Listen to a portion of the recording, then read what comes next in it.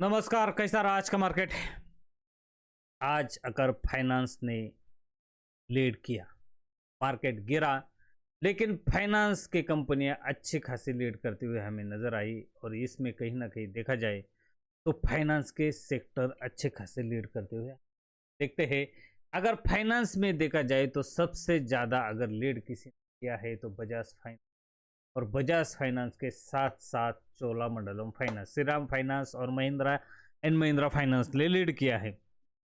बहुत दिनों से ये सेक्टर कहीं ना कहीं अंडर परफॉर्मेंस कर रहा था। बजाज फाइनेंस पिछले पिछले 4 साल से कहीं ना कहीं अंडर परफॉर्मेंस रहा है। आप देख ही सकते हैं कि बजाज फाइनेंस ने पिछले बहुत साल से कहीं ना कहीं अंडर परफॉर्मेंस किया है। और ये कहीं ना कहीं दिख रहा था कि बजाज फाइनेंस लीड करेगा, लेकिन बजाज फाइनेंस लीड कब करेगा ये पता नहीं चल रहा था, लेकिन इन्होंने ब्रेकआउट दे ही दिया। और ऊपर से अच्छे वॉल्यूम के साथ ब्रेकआउट दे दिया है। हम कह रहे थे कि बजाज फाइनेंस लीड करेगा, पिछले कुछ वीडियो में हम कह रहे थे कि बजाज फाइनेंस जाता हुआ चाहिए। इसमें देखा जाए तो बजाज फाइनेंस के साथ साथ चोलामंडलम फाइनेंस भी अच्छा खासा आज ऊपर ब्रेकआउट दिया है। चोलामंडलम फाइनेंस ने कम से कम 6% से ऊपर ब्रेकआउट दिया है। ये भी सस्टेन करना चाहिए। लेकिन बजाज फाइनेंस सबसे बड़ा स्टॉक है, ये लीड करेगा और पूरी तरह से करेगा। लेकिन हमें जो उम्मीद थी कि इसमें सबसे ज़्यादा अगर कोई लीड करना चाहिए तो एफएमसीजी सेक्टर ने लीड करना चाहिए, लेकिन आज गजब हो गया। एफएमसीजी सेक्टर पूरी तरह से गिरता हुआ नजर आया। Marico, Tata consumer, Jubilant fruit, Colpal तो एक बार तो 5% से ऊपर गिर चुका था। लेकिन इसमें हिंदुस्तानी यूनिलीवर भी 3% के आसपास गिरावट दिखाई दे रहा है। उम्मीद से ज़्यादा तो कहा जाए ये गिरावट है, लेकिन कहीं ना कहीं आईटी सेक्टर इसमें बढ़त दिखाई हुई हमें नजर आएगी। और इस बार आईटी सेक्टर ने अच्छी बढ़ोतरी दी है। लेकिन इसमें अगर हमें लग रहा था कि कहीं ना कहीं हम उम्मीद कर रहे थे कि ऑटो सेक्टर में बुलिशपना आना चाहिए, लेकिन ऑटो सेक्टर में बुलिशपना नहीं आया है। इस क्वार्टर में कहीं ना कहीं ऑटो सेक्टर का रिजल्ट अच्छा आया है, इतना खराब भी नहीं आया है। लेकिन इनके जो ग्रोथ है वो कहीं ना कहीं डिक्लाइन पर हमें जाती हुई नजर आई है। टाटा मोटर के सेल्स इस बार घटते हुए नजर आए। टाटा मोटर ने 10% गिरावट के साथ इस बार सेल दिखाई है। टाटा मोटर का स्टॉक भी ऊपर से अच्छे खासे करेक्ट हो चुका है। हुंडई का सेल भी 5% से गिरा है। लेकिन महिंद्रा एंड महिंद्रा कहीं ना कहीं लीड करते हुए हमें नजर आ रहा है। महिंद्रा ने क्वार्टर बाय क्वार्टर 18% का गेन हमें दिखाया है।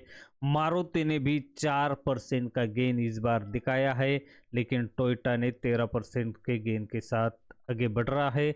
आइशर मोटर ने खास कमाल किया है और इस क्वार्टर में 19.6% के साथ उन्होंने गेन किया है। हीरो मोटरकॉम हमें लग रहा था कि इसकी सेल ज़्यादा बढ़ेगी, लेकिन हीरो मोटरकॉम की सेल इस बार 2% ही ऊपर जाती हुई नजर आई है। लेकिन ओला इलेक्ट्रिकल ने कमाल कर दिया। ओला इलेक्ट्रिकल ने जिस तरह से न्यूज चली थी और पिछले बार ओला इलेक्ट्रिकल की जो भी सेल्स थी वो घटती हुई नजर आ रही थी, लेकिन इन्होंने इस क्वार्टर में 25% बढ़ोतरी हासिल की है। और 25% के साथ इन्होंने जो बढ़ोतरी हासिल की है, इससे लगी रहा था कि ओला इलेक्ट्रिकल का जो भी शेयर है, हम देख ही रहे थे कि पिछले कुछ दिनों से अच्छा कमाल करता हुआ नजर आ रहा है।